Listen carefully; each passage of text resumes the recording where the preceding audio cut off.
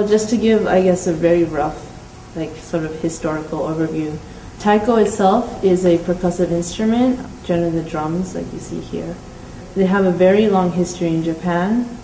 They were originally used in war on the battlefields to intimidate enemies. They were also used in the Shinto shrines as part of their ceremonies. They incorporated taiko in that way.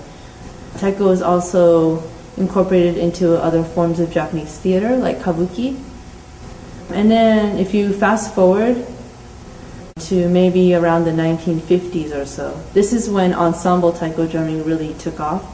Before that, taiko was played more as a solitary thing. So like in the shrines or the battlefields, people just generally played it alone.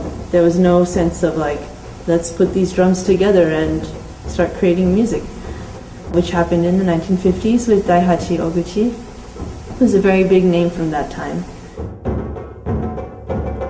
Here we have three types of taikos.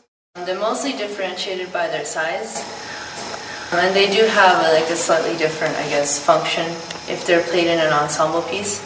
This is our biggest drum. It's called the odaiko, which literally means big drum. So the odaiko, it's mostly played as a solo piece. Like one person stands here and they play a solo piece. It's obviously the loudest drum, usually has the deepest tone.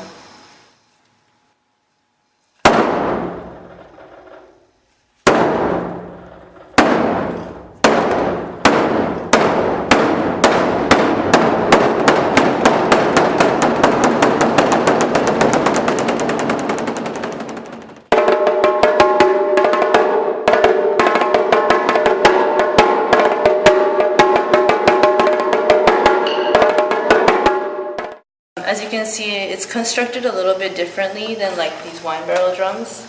On these ones, we can alter the pitch.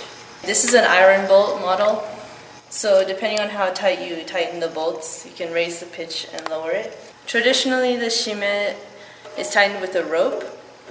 The rope version is much lighter because these weigh it down a lot. And the shime, it has a lot of different functions.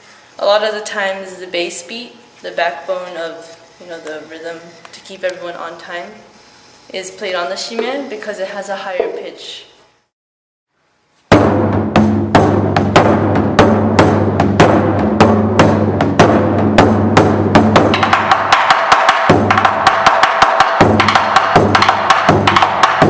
So these can be played, you can have as many of these as you want, depending on the type of piece you're playing.